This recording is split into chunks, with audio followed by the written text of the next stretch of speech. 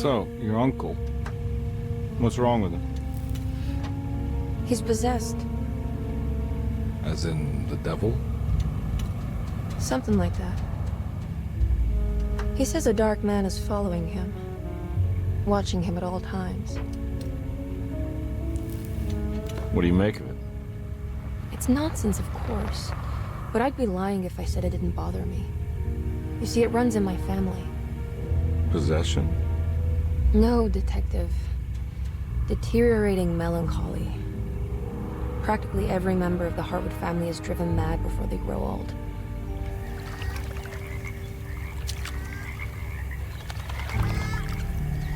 But Jeremy didn't kill himself. Is that why he's at your setup? Despite being convinced that he is truly possessed, he decided to put his last chips on Dr. Gray and his psychoanalysis, figuring he might stumble upon some cure.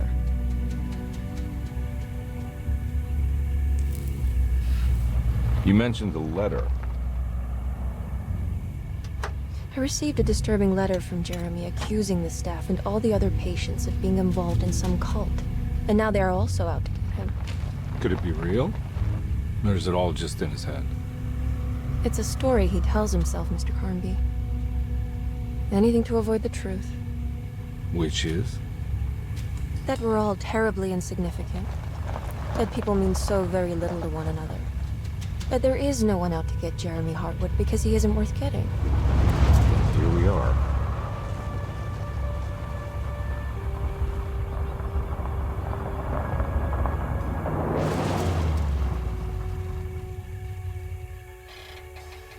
My uncle's not well, Mr. Carnby. I want to make sure he's all right. Then what's my part in this? You couldn't get a cab? I just wouldn't feel safe going alone.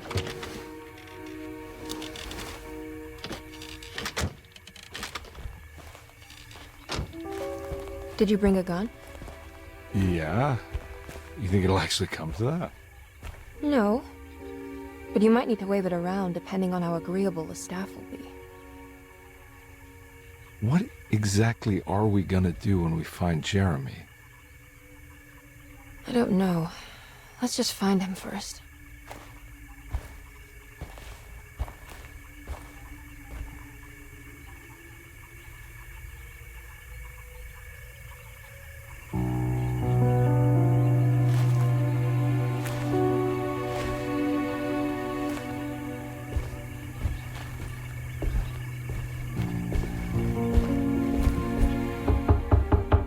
Hello?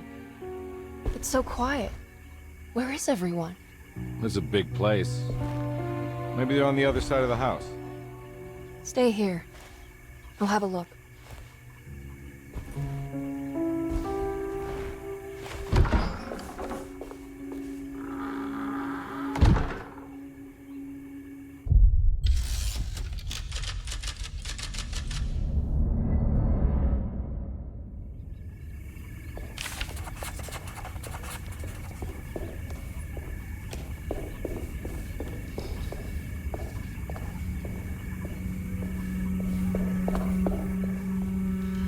What's this?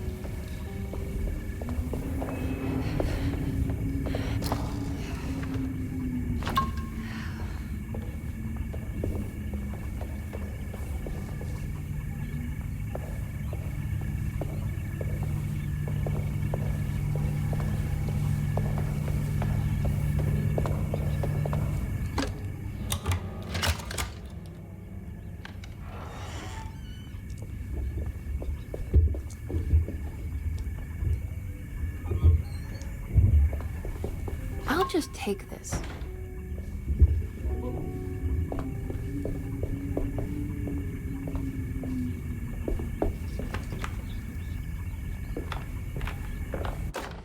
Every day your silence weighs a little heavier. It's been a difficult year for everyone, and many have lost all hope. I read in the papers about people suffering. Pictures of dust-covered landscapes without a drop of water. I wish I knew if you were still tending the earth or if you had turned your back against us. I have started to look for help elsewhere. I pray you will tell me if I am going down a path that you find disagreeable. With help from Baptiste and Charlotte, I found comfort in the practice of the voodoo. I have long been skeptical of that Caribbean cult, but it's been of good use to me. It seems all harmless in my book. I say some words dreamt up by the Creoles, and I carry around a small pocket of gree-gree. Nothing of this is mentioned in the Bible, of course, but the French Quarter priestess tells me it's all connected. She says the Christian God is just one more perspective on the creator of things. That's what I like to think, but the other way around, that the spirits of her faith are just aspects of you, our Heavenly Father. I am so grateful for the words you gave Mr. Hartwood. We will sing your praises at St. John's Eve. The world will be blessed soon again. Only the sacrifices of the Old Testament compare to your demands. Let it be the truth. A mother of earth, wood, and dirt. A mother of 1,000 young. Sacred sand, $1. Black cat oil, $1.50. Devil shoestrings, $0.25. That makes $2.75, madame.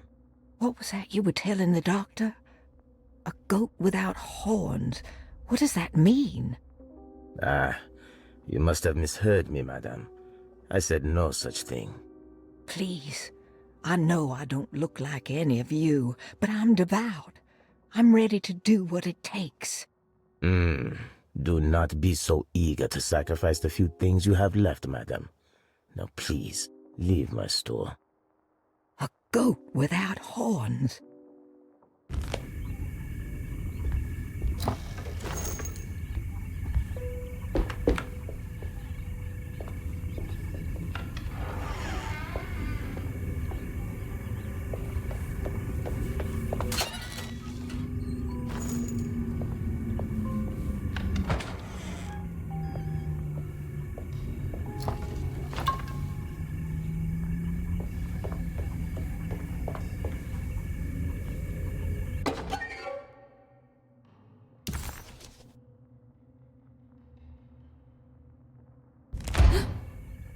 What was that?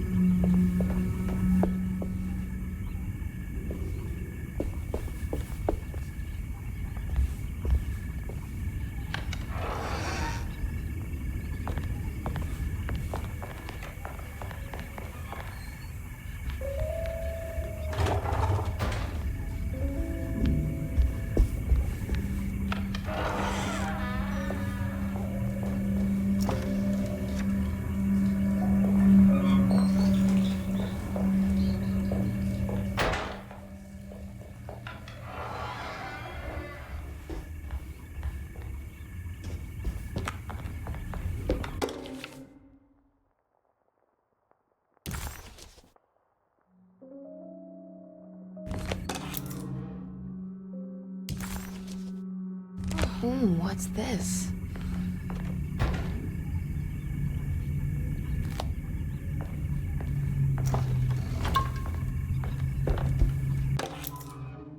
Sunday, June 22nd. I spent all day looking for Jeremy. I should have cared for the others, but I'm scared that he will do something irreversible. Cassandra is upset that I didn't give her the latest shipment of pain medication that Waits brought from the post office yesterday. I would have given it to her, but the company didn't send a new key this time around, so the box is just sitting there on my desk. They must have figured we had plenty of their gimmicky keys by now. I only remember seeing one lately. Grace was playing with it inside the grand parlor. Unless it turns up by itself, it will have to wait. I have to figure out where Jeremy is. I think Jack knew something. That dog of his found a strange rot permeating the house. She's showing us, he said. Like those blots and streaks of fetid rot was talking to him.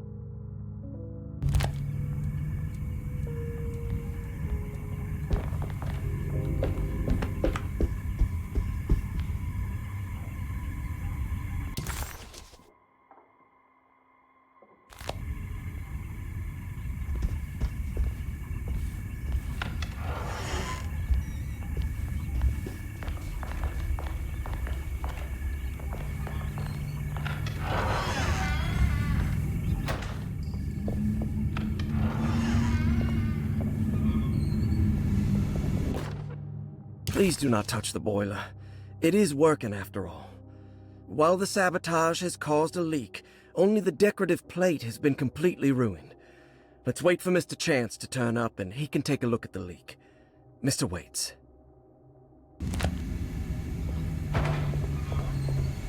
That doesn't look safe.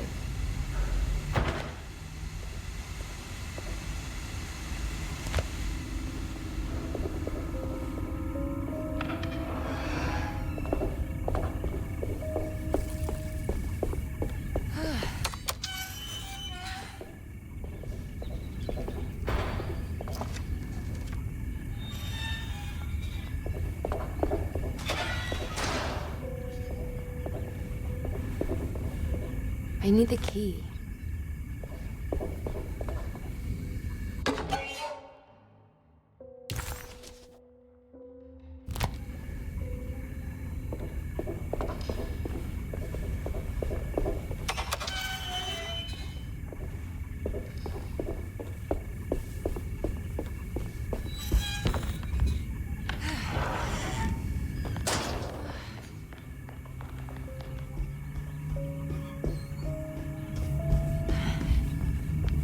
I need the key.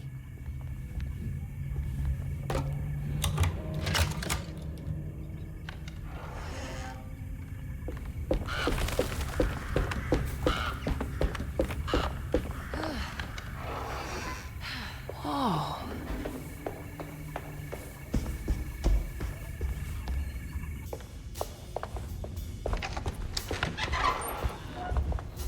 Wait, don't. Excuse me? Do you know where I can find Jeremy Hartwood? Of course not.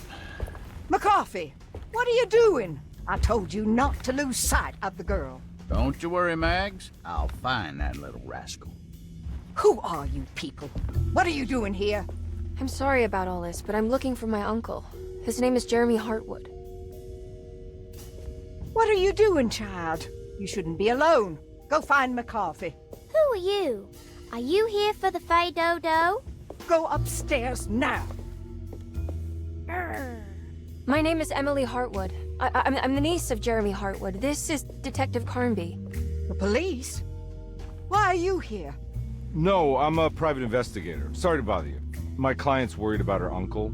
He's a patient here at Derceto. If you don't mind, could you direct us where to find him? No, I can't. Jeremy has gone missing. If you leave your information, I will make sure to contact you. Wait, he ran away? No, he won't leave the house. He's around here somewhere, and both of our orderlies are looking for him. That's unacceptable. Where's Dr. Gray? I want to speak with him immediately. Fine, I'll ask him. Wait here and don't touch anything.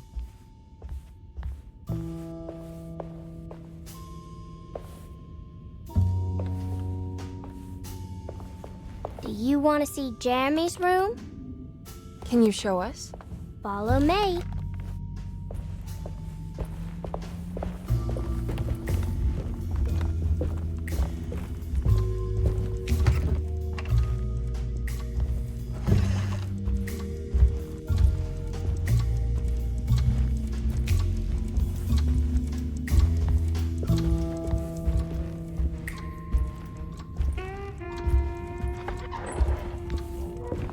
Thank you.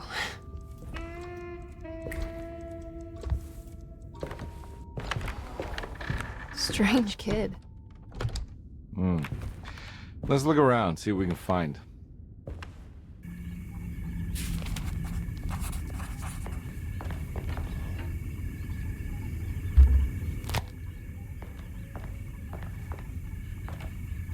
What kind of stuff are we looking for? I've never been part of an investigation before. Letters, diaries, receipts, all sorts of notes.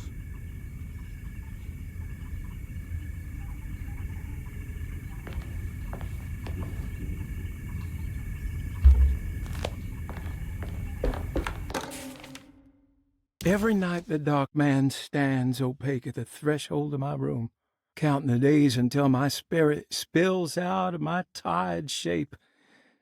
Only his pallid mask shelters my remaining sanity. Staring directly into the face of that demonic sultan would surely sunder time itself. Would he have looked the same to my father as he struggled for his life?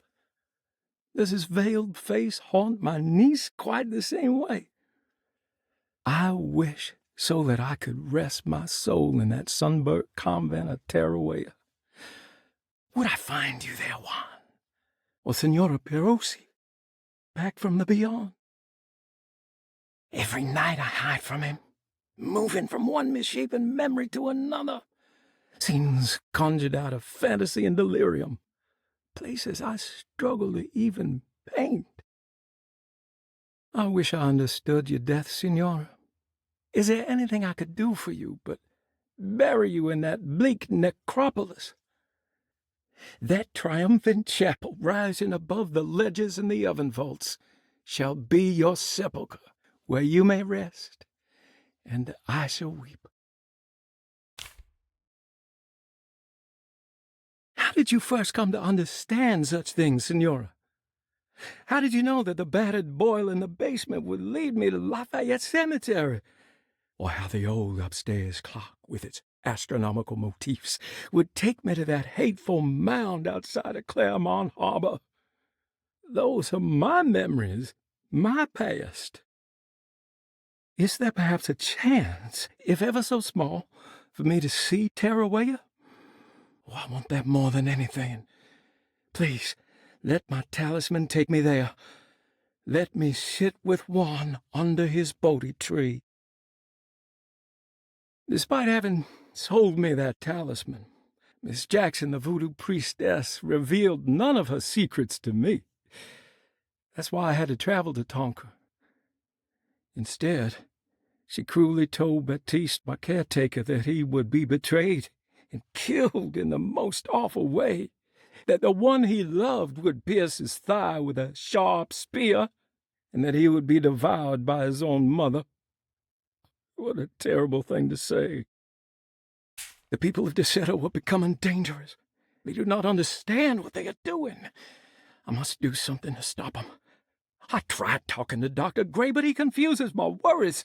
He's caught up in treating me.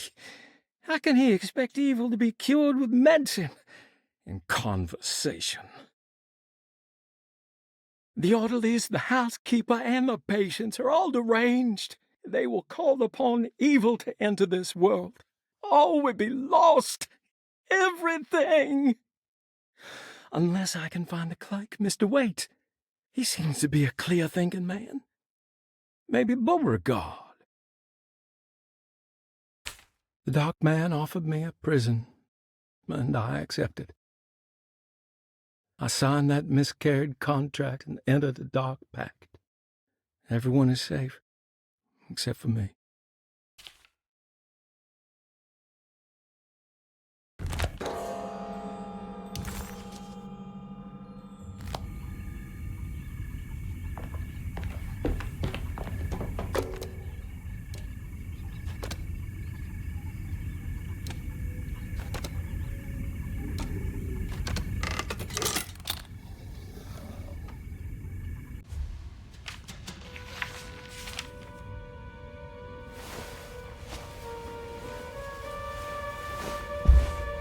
Have you ever seen anything like this?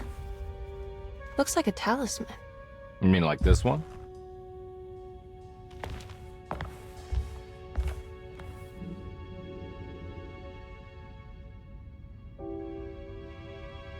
Can you find me a knife to cut the canvas? I want to take this with me. You want to take the painting? Sure, I'll find one.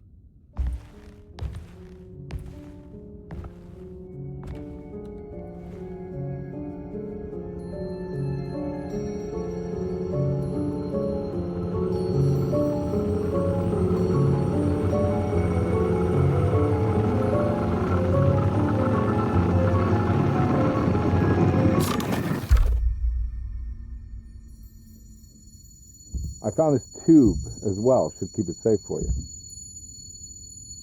Do you want to carry it or should I? Miss Hartwood? Emily? I'll take it. Thank you. We're done here, right? I'm not sure. I don't know how to do any of this. Listen, I think we should talk to Dr. Gray. He must know something about what's going on around here. Okay. Let's do that.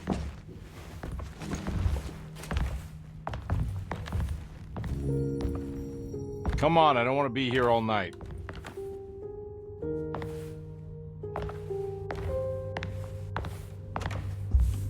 Detective Carnby? Where did...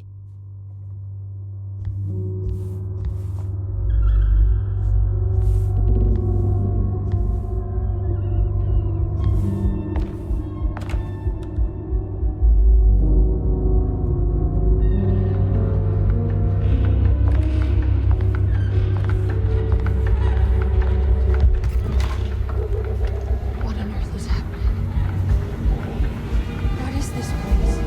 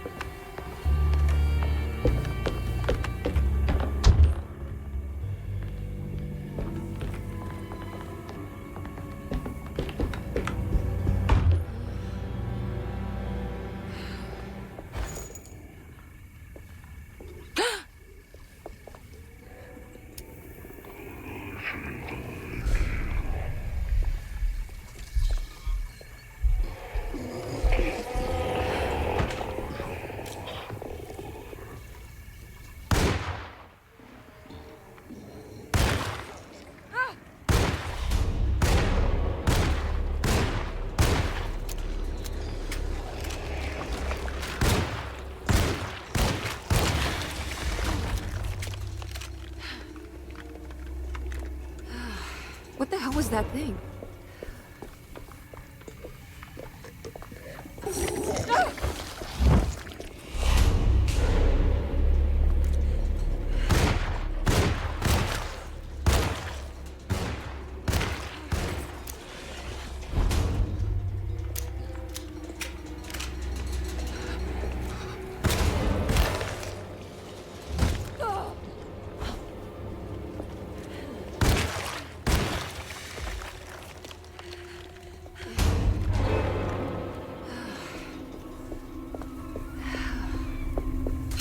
I can't go that way.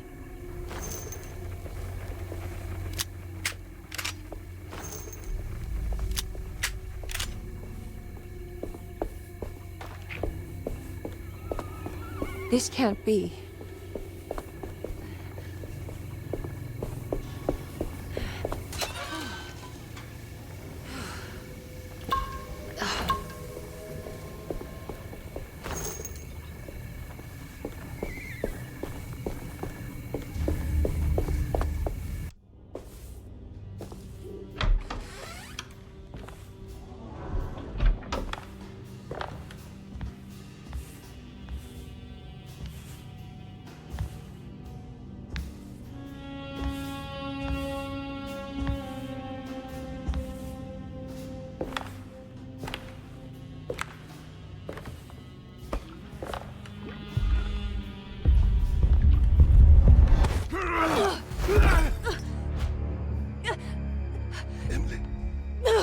That you? Batiste? How'd you get here? I was back at Derceto, looking for my Uncle Jeremy. Jeremy's your uncle? I didn't know. Why would you? You're still working at Derceto?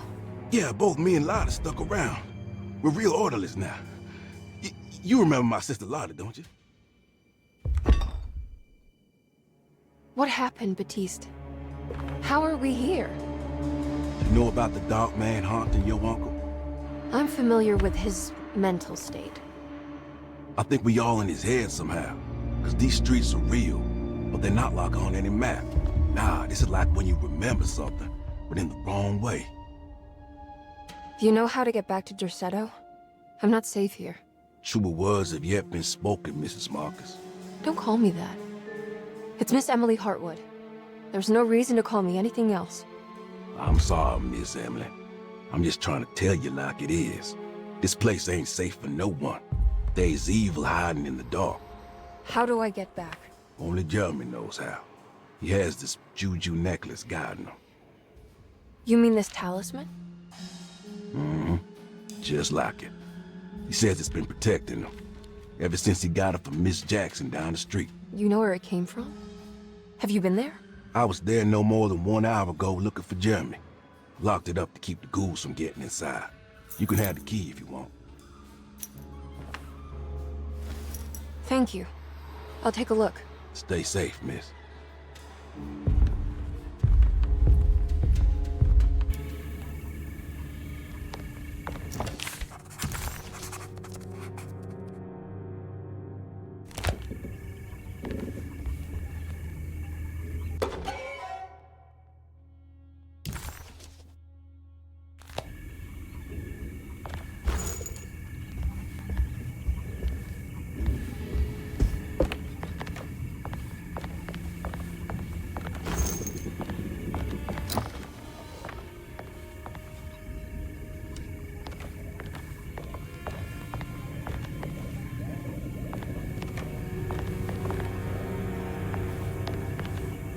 Are you staying here? For a while. Want to see if Jeremy shows up.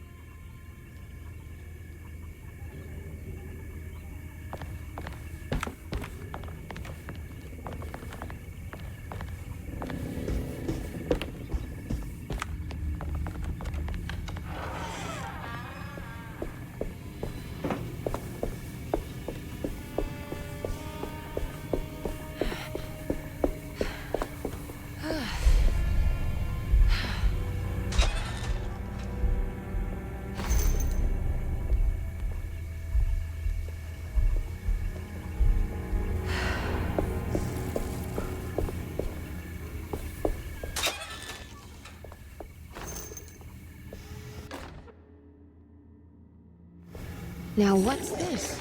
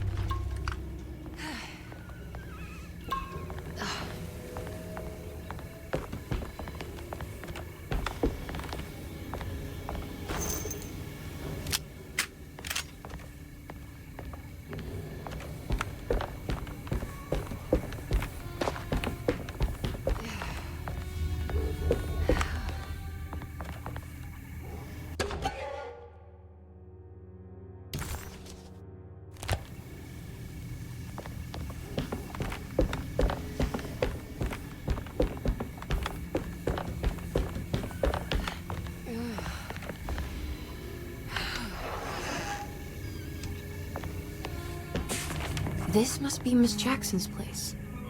Let's see if we can find out more about Jeremy's talisman.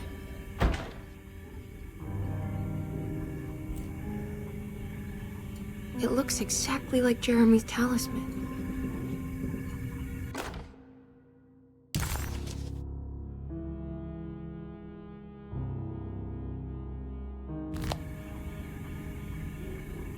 I think it's meant to hold the talisman.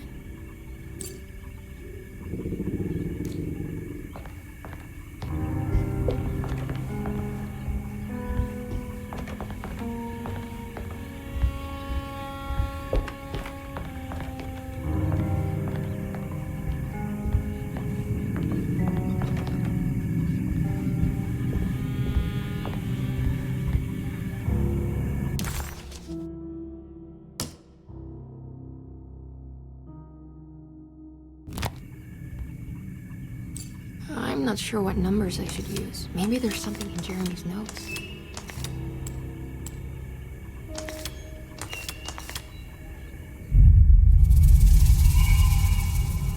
What's that picture in the glass? Where is that?